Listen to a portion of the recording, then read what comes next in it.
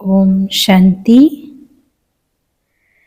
आज के बाबा के रिवाइज अव्यक्त महावाक्य हैं।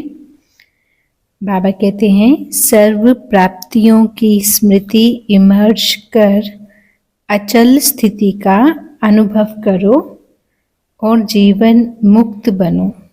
सर्व प्राप्तियों की स्मृति इमर्ज कर अचल स्थिति का अनुभव करो और जीवन मुक्त बनो। ओम शांति। बाबा कहते हैं, आज भाग्य विधाता भगवान बाप अपने विश्व में सर्वश्रेष्ठ भाग्यवान बच्चों को देख रहे हैं। हर बच्चे के भाग्य की महिमा स्वयं भगवान गा रहे हैं। बाबा की महिमा तो आत्माएं गाती हैं, लेकिन आप बच्चों की महिमा स्वयं भगवान बाबा करते हैं। ऐसे कभी स्वप्न में भी सोचा कि हमारा इतना श्रेष्ठ भाग्य बना हुआ है? लेकिन बना हुआ था, बन गया। हाँ, दुनिया के लोग कहते हैं भगवान ने हमको रचा, लेकिन ना भगवान का पता है ना रचना का पता है। बाबा कहते हैं, आप हर एक भाग्यवान बच्चा अनुभव और फखूर से कहते हो कि हम शिव वंशी ब्रह्मा कुमार ब्रह्मा कुमारियां हैं। हमको मालूम है कि हमें बाप दादा ने हमारी रचना कैसे की है, कैसे हमको रचा है। चाहे कोई छोटा बच्चा हो शरीर से, चाहे कोई बुजुर्ग पांडव हो, शक्तियां हो, किसी से भी पूछेंगे आपका बाप कौन है तो क्या कहेंगे? फलक से कहेंगे ना कि हमको शिव बाबा ने ब्रह्मा बाबा के द्वारा रचा है, इसीलिए हम भगवान के बच्चे हैं। भगवान से डायरेक्ट हम मिलते हैं। ना सिर्फ परमात्मा व भगवान हमारा बाप है, लेकिन वह बाबा भी है, शिक्षक भी है और सतगुरु भी है। सबको बाबा कहते ही अंदर नशा है। एक हाथ की ताली बजाना, ऐसे हाथ हिलाने को बाबा कहते हैं एक हाथ की ताली। बाबा कहते हैं, अभी यह भी एक्सरसाइज बुजुर्गों को सिखानी पड़ेगी। बच्चों को खुश देखकर बाप दादा भी खुशी में झूलते हैं और सदा कहते हैं, वाह मेरे हर एक श्रेष्ठ भाग्यवान विशेष आत्माएं। बाबा के रूप में परमात्मा पालना का अनुभव कर रहे हैं। यह परमात्मा पालना सारे कल्प मना 5000 वर्ष में, सिर्फ इस संगम युग में ब्राह्मण जन्म में आप भाग्यवान बच्चों को प्राप्त होती है। जिस परमात्मा पालना में आत्मा को सर्व प्राप्ति स्वरूप का अनुभव होता है। परमात्म प्यार सर्व संबंधों का अनुभव कराता है। परमात्मा प्यार अपने देह भान को भी भुला देता है, साथ साथ अनेक स्वार्थ के प्यार को भी भुला देता है। ऐसे परमात्म प्यार, परमात्म पालना के अंदर पलने वाली आप भाग्यवान आत्माएं हो। कितना आप आत्माओं का भाग्य है जो स्वयं बाबा अपने वतन को छोड़ के आप गॉडली स्टूडेंट्स को पढ़ाने आते हैं। ऐसा कोई टीचर देखा है जो रोज सवेरे सवेरे दूर देश से पढ़ाने के लिए आता हो? ऐसा टीचर कभी देखा है? बाबा पूछते। लेकिन आप बच्चों के लिए शिव बाबा रोज बाबा शिक्षक बन आपके पास पढ़ाने आते हैं और कितना सहज पढ़ाते हैं। 2 शब्दों की पढ़ाई है ना, आप और बाप। इन्हीं 2 शब्दों में चक्कर कहो, ड्रामा कहो, कल्प वृक्ष कहो, सारी नॉलेज समाई हुई है, आत्मा और परमात्मा। और पढ़ाई में तो दुनिया की जो पढ़ाई है उनमें तो कितना दिमाग पर बोझ पड़ता है, और बाबा की पढ़ाई, ईश्वरीय पढ़ाई से दिमाग एकदम हल्का बन जाता है। हल्के की निशानी है ऊंचा उड़ना। हल्की चीज स्वतः ही ऊंची होती जाती है। तो इस पढ़ाई से मन बुद्धि उड़ती कला का अनुभव करता है। तो दिमाग हल्का हुआ ना, तीनों लोगों की नॉलेज मिल जाती है। तो ऐसी पढ़ाई सारे कल्प में कोई ने पढ़ी है, बाबा पूछते हैं। कोई पढ़ाने वाला ऐसा कभी मिला? तो ये आपका भाग्य है। फिर सतगुरु बाबा के द्वारा श्रीमत ऐसी मिलती है जो सदा के लिए क्या करूं, कैसे चलूं, ऐसे करूं या नहीं करूं, क्या होगा, हाँ ये सब जो मन में प्रश्न होते हैं ना, बाबा ने कहा ये सब समाप्त हो जाते हैं। क्या करूं, कैसे करूं, ऐसे करूं, वैसे करूं, इन सब प्रश्नों का एक शब्द में जवाब है कि फॉलो फादर। हाँ, ब्रह्मा बाबा ने जैसे अपना साकार जीवन जिया, तन मन धन को भगवान के कार्य में लगाया, ऐसे बाबा ने कहा फॉलो करना है और अपने को निमित्त समझो। मैं ट्रस्टी हूँ, सब कुछ ये परमात्मा का है और परमात्मा के ही कार्य के लिए है। साकार कर्म में ब्रह्मा बाबा को फॉलो करो। निराकारी आत्मिक स्थिति में आश्चर्य बनने में शिव बाबा को फॉलो करो। दोनों बाप और दादा को फॉलो करना अर्थात क्वेश्चन मार्क समाप्त होना व श्रीमत पर चलना। तो बाबा पूछते यह मुश्किल है, पूछने की आवश्यकता पड़ती है क्या? कॉपी ही तो करना है, अपना बुद्धि या दिमाग भी नहीं चलाना है। बाबा के समान बनना अर्थात फॉलो फादर करना। बाबा पूछते हैं मुश्किल है या सहज है? सहज है। 30 साल वाले हाथ उठाओ। अच्छा, 30 साल में मुश्किल लगा या सहज लगा? जिनको ज्ञान में चलते हुए 30 वर्ष हुए, अभी देखो 30 वालों को भी सहज लगा है, तो आप जो पीछे पीछे आए हैं ना, उन्हों के लिए मुश्किल है या सहज है? सहज है ना। गर्मी है तो सभी भाई बहन रंग बिरंगे पंखे हिला रहे हैं, तो बाबा ने कहा अच्छा है, पंखों की जो रिमझिम भी अच्छी लग रही है। स्टेज से बाबा देखते ना, सीन अच्छी है, नवीनता होनी चाहिए ना कुछ ना कुछ। तो इस ग्रुप की भी ये नवीनता है, ये भी टीवी में आ गया ये दृश्य। बाबा कहते अच्छा है, सभी भाग भाग कर पहुंच गए हैं। बाप दादा भी स्नेह की मुबारक देते हैं। हाँ देखो, और जो भी हद के गुरु होते हैं ना, तो वो कितने वरदान देते हैं, 1 या 10, ज्यादा नहीं देते हैं। लेकिन आपका जो सतगुरु बाबा है, हाँ, उनके द्वारा आपको रोज वरदान मिलता है। ऐसे गुरु कब देखा है? इतना सहज कोई वरदान दे, ऐसा सतगुरु देखा है? नहीं देखा ना। आप लोगों ने ही देखा, लेकिन कल्प कल्प देखा है। माना पूरे 5000 के साइकिल में एक ही बार जब शिव बाबा आते हैं तो वो भंडारे सब खोल देते हैं बच्चों के लिए। नहीं तो लौकिक में, दुनिया में, भक्ति में एक वरदान के लिए भी कहते कितना तप करना पड़ता है। तो बाबा कहते हैं आपको तो रोज वरदान मिलता है। आप लोगों ने कल्प कल्प बाबा को देखा है। तो ये जो भाग्य है, हाँ, इस सदा अपने इस भाग्य की प्राप्तियों को अपने सामने रखो, माना बुद्धि में, स्मृति में रखो। सिर्फ बुद्धि में मर्ज नहीं रखो, इमर्ज करो। पता है बस ऐसे नहीं, बाबा कहते उस खुशी को अनुभव करो। मर्ज रखने के संस्कार को बदलकर इमर्ज करो।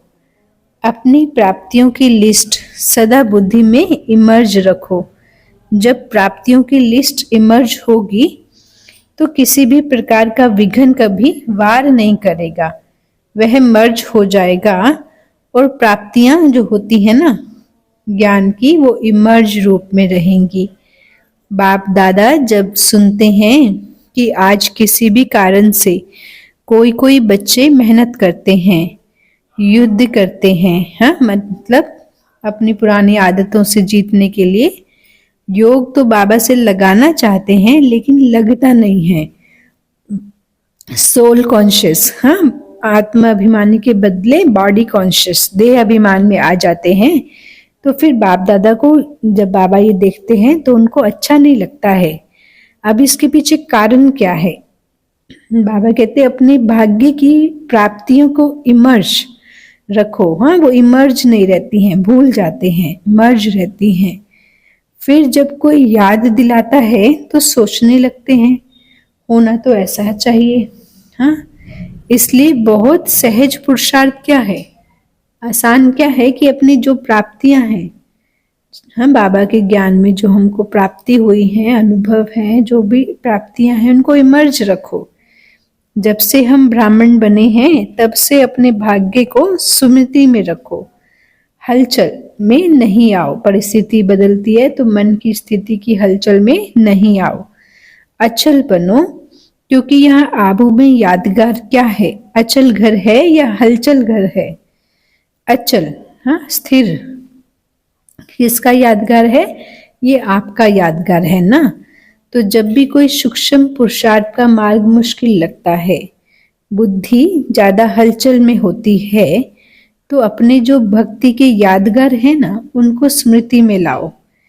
कई बार बच्चे ज्ञान की पॉइंट बोलते भी हैं कि मैं आत्मा हूँ, यह सृष्टि ड्रामा है, यह तो विघन है, ये तो सब साइड सीन है। बोलते तो हैं ज्ञान की पॉइंट्स, लेकिन मन स्थिर नहीं है, हलचल में है, हिलता रहता है, हिलते हिलते बोलते रहते हैं, है ना। मन जैसे शांत होना चाहिए ना, उस स्टेज में नहीं है, निश्चिंत स्थिति में नहीं है। जब ऐसी बुद्धि बन जाएगी, हाँ, तो अचल नहीं हो सकते हैं। तो मधुबन का अचल घर याद रखो।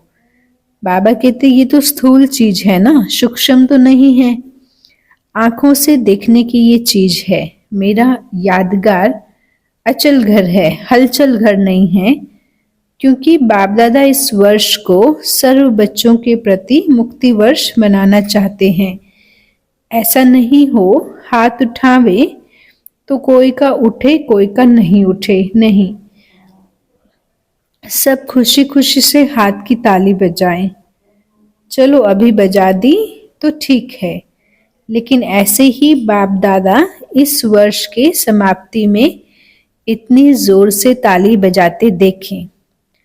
अभी तो बजाई अच्छा है, लेकिन तब भी बजाना। फिर बाबा ने पूछा बजाएंगे? देखो हाथ की ताली बजा के तो खुश कर देते हैं, लेकिन बाप दादा नव वर्ष में जो अपना 18 जनवरी विशेष ब्रह्मा बाबा के शरीर से मुक्त होने का दिन है, तो 18 जनवरी में बाप दादा फिर हाथ उठवाएंगे कि मुक्ति वर्ष मनाया या सिर्फ मन में सोचा। मनाना का अर्थ है, मनाना है, हाँ, मना बनना। सोचते तो नहीं रह गए, स्वरूप में लाया, बस सोचते सोचते लास्ट में भी सोचते रहेंगे। तो बाबा ने कहा सोचना नहीं, मतलब वो बनना है, स्वरूप उसका इमर्ज हो, संस्कार। ये रिजल्ट बाप दादा देखना चाहते हैं, तो दिखाएंगे? बाबा पूछते हैं। अच्छा, याद रहेगा ना? प्राप्तियों को सामने रखो। हाँ, बाप की याद के साथ बाप ने जो दिया वो भी इमर्ज करो। क्या बनाया और क्या मिला? बाप दादा इस वर्ष के बाद हर बच्चे को जीवन मुक्त स्थिति में देखेंगे। भविष्य में जीवन मुक्त होंगे, लेकिन संस्कार जीवन मुक्त के अभी से ही इमर्ज करने हैं। और निरंतर कर्म योगी, निरंतर सहज योगी, निरंतर मुक्त आत्मा के संस्कार अभी से अनुभव में लाओ। क्यों? बाप दादा ने पहले भी इशारा दिया है कि समय का परिवर्तन आप विश्व परिवर्तक आत्माओं के लिए इंतजार कर रहा है। समय को हम कौन बदलेगा? हम बदलेंगे। तो बाबा ने कहा वो भी इंतजार, वेट करता है। प्रकृति भी आप प्रकृतिपति आत्माओं का विजय का हार लेके आह्वान कर रही है। समय विजय का घंटा बजाने के लिए आप भविष्य राज्य अधिकारी आत्माओं को देख रहे हैं कि कब हम समय की घंटी बजाएं। भक्त आत्माएं वो दिन सदा याद करती हैं कि कब हमारे पूज्य देव आत्माएं हमारे ऊपर प्रसन्न होकर हमें मुक्ति का वरदान देंगे। जो दुखी आत्माएं पुकार रही हैं कि हमारे दुख हरता सुख करता हमारे सामने कब प्रत्यक्ष होंगे। इसीलिए बाबा कहते हैं ये सब आपके लिए इंतजार व आह्वान कर रहे हैं।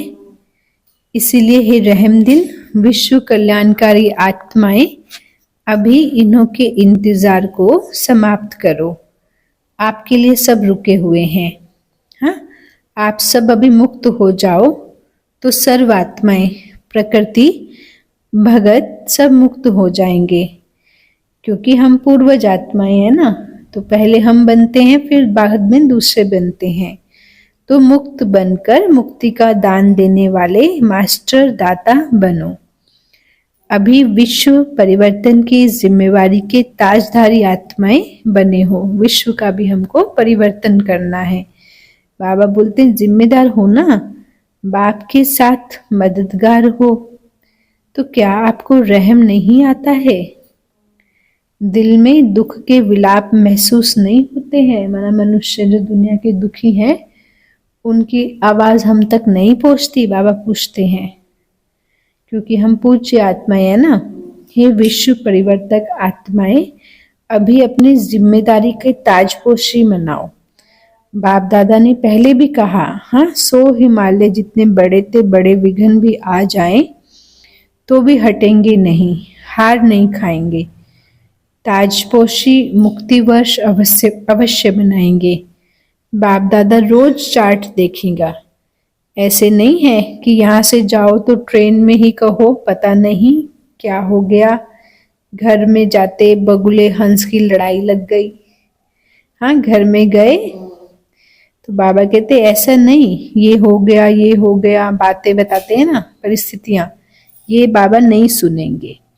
आपके पत्र वेस्ट पेपर बॉक्स में डालेंगे, सुनेंगे नहीं। बाबा ने कहा मजबूत बनो, दृढ़ संकल्प करो, हाँ कि बनना ही है, होना ही है। जहाँ दृढ़ता होती है कोई भी काम करने में तो वहाँ सफलता नहीं हो तो ये बात असंभव है। तो सभी दृढ़ संकल्प वाले हैं ना? टीचर्स हाथ उठाओ। टीचर्स बहुत हैं। सारे सेंटर्स खाली करके आए हैं क्या? बाबा पूछते हैं। सब टीचर्स बहनें सेंटर चलाती हैं तो क्या सारे सेंटर्स छोड़ के आई हैं? देखो बाबा एक खुशखबरी सुनाते हैं। बाप दादा ने देखा है, अभी देखा है, सुना है कि सर्व मधुबन वालों ने अपने परिवर्तन का लक्ष्य बहुत अच्छा रखा है। हाँ, लक्षण तो देखेंगे लेकिन लक्ष्य बहुत अच्छा रखा है। अपने में अंतर जो आया है ना, अपने जीवन में या संस्कारों में, स्वभाव में, वो लिखा है। लेकिन बाप दादा को खुशी है, अंतर आना शुरू तो हुआ। हाँ, आगे और अंतर आता रहेगा। लेकिन सभी ने अपने दृढ़ संकल्प का उमंग उत्साह अच्छा दिखाया है। अभी कागज में है लेकिन कागज में भी पहला कदम तो है ना। तो बाप दादा को खुशी हुई। क्यों? सारे वर्ल्ड के लिए हे अर्जुन मधुबन निवासी हैं। हाँ, जिन्होंने भगवान की आज्ञाओं को सुना और जीवन में उतारा, निमित्त मधुबन निवासी हैं। सेकंड नंबर देश विदेश की निमित्त सेवाधारी टीचर्स हैं और सर्व सहयोगी साथी सारा परिवार ब्राह्मण आत्माएं हैं। फर्स्ट नंबर बाबा ने दिया निमित्त मधुबन निवासियों को। तो मधुबन का नक्शा, हाँ, बाप दादा देखेंगे कि बिल्कुल बदला हुआ दिखाई दे। हाँ, स्वर्ग का सैंपल कहाँ है? मधुबन। मधुबन वाले तो कम आए होंगे, कईयों ने तो लिखा ही नहीं है। आगे बैठने वालों ने कम लिखा है, बहुत बिजी रहे हैं। लेकिन जब काम मिलता है तो लिखने में भी मार्क्स जमा होती है। अगर नहीं लिखते हैं तो मार्क्स एक्स्ट्रा कम हो गई, तो नुकसान कर दिया। जो भी डायरेक्शन मिलते हैं, हाँ, डायरेक्ट बाप दादा के द्वारा मिलते हैं। चाहे निमित्त आत्माएं दादियों द्वारा मिलते हैं उसको रिगार्ड देना अति आवश्यक है। उनकी बात को सुनना और उसके अनुसार हमको चलना है। इसमें ना तो बहाना देना है ना अलबेलापन करना है। आगे के लिए बाप दादा बता देते हैं कि मार्क्स जमा नहीं हुई इसीलिए इसको महत्व देना अर्थात महान बनना है। हाँ, तो बाबा कहते अब तक जो हुआ सो हुआ, लेकिन अभी बाबा ने जो हमको समझाया है, डिडक्शन दिया है कि हमको जो निमित्त दादियां हैं उनकी बातों को रिगार्ड देकर उस अनुसार कार्य करना है। तो महत्व देना अर्थात महान बनना। हाँ, इसमें ना बहाना देना है। बाबा ने कहा निमित्त बनो, दादियों के द्वारा जो भी डायरेक्शन मिलते हैं उसको रिगार्ड देना ये अति आवश्यक है। इसमें ना तो बहाना देना है ना अलबेलापन करना है। आगे के लिए बाप दादा बता देते हैं कि मार्क्स जमा नहीं हुई इसलिए इसको महत्व देना अर्थात महान बनना। बाबा कहते इसको हल्का, इस बात को हल्की बात नहीं करो। हाँ, बच्चे बड़े चतुर हैं, कहेंगे बाप दादा तो जानते ही है ना, जानते तो बाबा हैं। हाँ, लेकिन कहा, क्यों कहा, जानते हुए कहा ना, तो ऐसे छुड़ाना नहीं चाहिए। बहुत ऐसे कार्य हैं छोटे छोटे जिसको हाजी करने से एक्स्ट्रा मार्क्स जमा होती है। कई ऐसे स्टूडेंट्स हैं जो किसी भी पास्ट के संस्कार के वश बहुत अच्छे उमंग उत्साह में बढ़ते हैं, लेकिन कोई ना कोई सुनहरी धागा, बहुत महीन धागा उनको आगे बढ़ने नहीं देता है। वह समझते भी हैं कि ये महीन धागा रहा हुआ है, लेकिन ही कहेंगे, लेकिन ऐसा भी पुरुषार्थी हैं जो छोटी छोटी कॉमन बातों में हाजी करने से मार्क्स ले लेते हैं, और हो सकता है कि वो थोड़ी थोड़ी मार्क्स इकट्ठी होते हुए वह आगे भी निकल सकते हैं। ऐसे भी बाप दादा के पास एग्जाम्पल के रूप में है। इसीलिए सहज तरीका है छोटी छोटी बातों में हाजी करने में मार्क्स जमा करते जाओ। बातों को कट नहीं करो, जमा करो।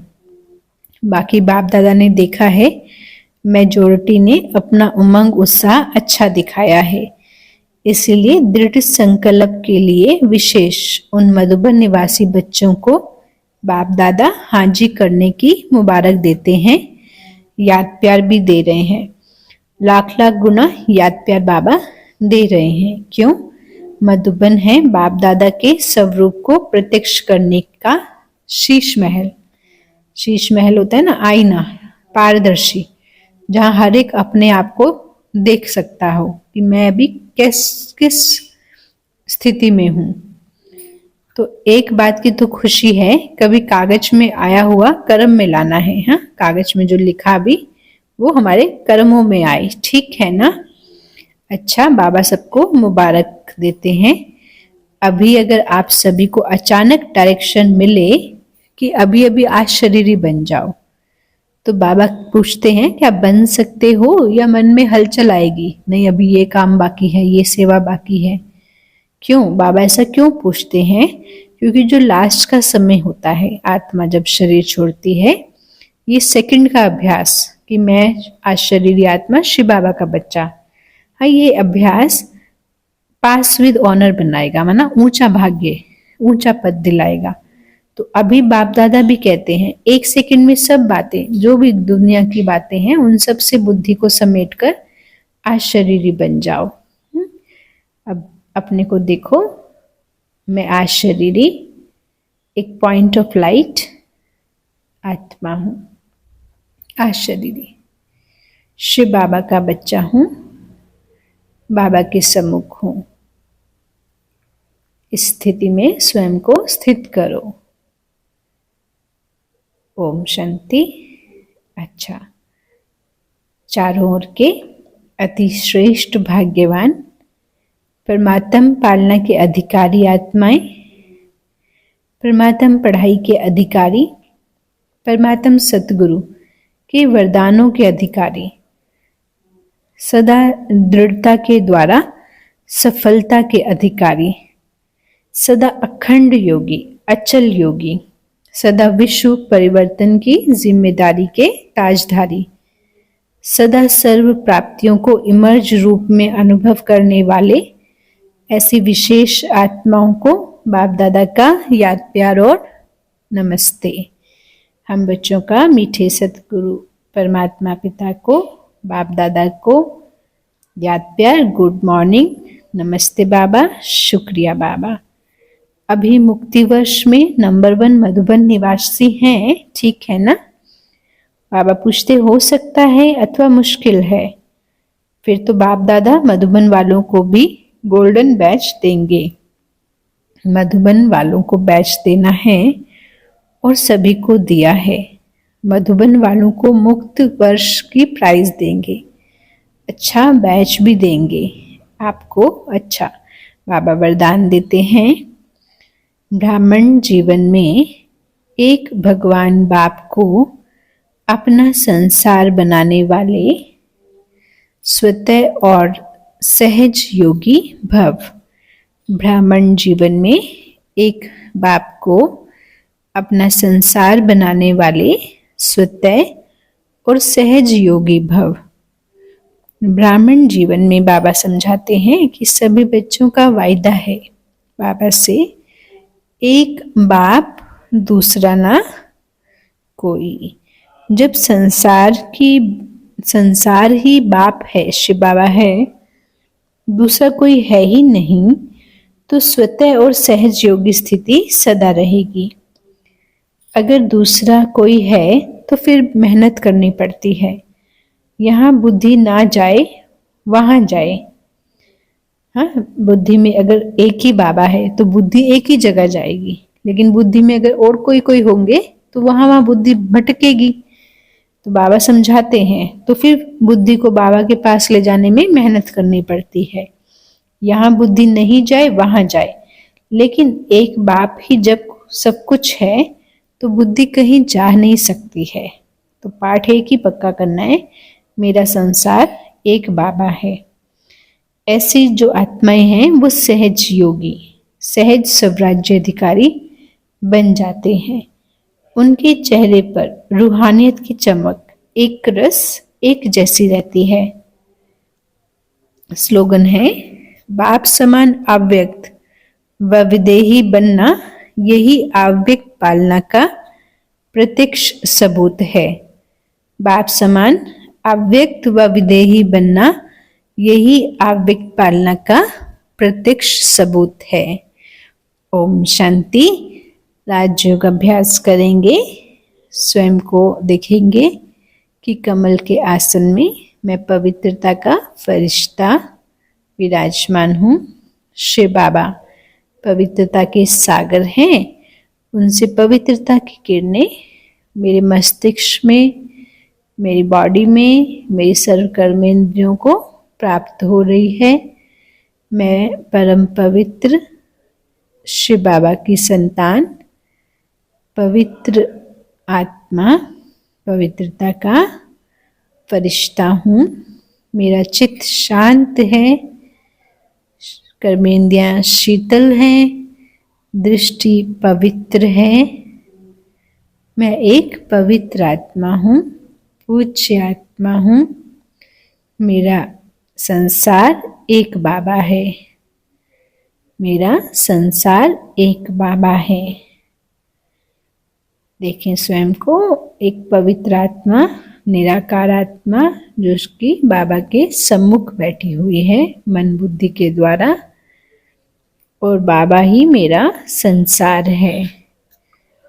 अभी विश्व की सर्वात्माओं के लिए शुभ संकल्प करेंगे। सबको आत्मा के स्वरूप में देखेंगे कि ये सब संतुष्ट, संपन्न, महान आत्माएं हैं। ये सब बाबा की योग्य योगी आत्माएं हैं, भगवान के सपूत बच्चे, भाग्यवान आत्माएं हैं, बाबा के राइट हैंड हैं, वारिस आत्माएं हैं। सबने बाबा को पहचान लिया है, सबको बाबा का परिचय संदेश मिल गया है और सब बाबा के राइट हैंड हैं। स्नेही, सहयोगी, सहजयोगी, महान पवित्र आत्माएं हैं। ओम शांति। शुक्रिया बाबा। ओम शांति।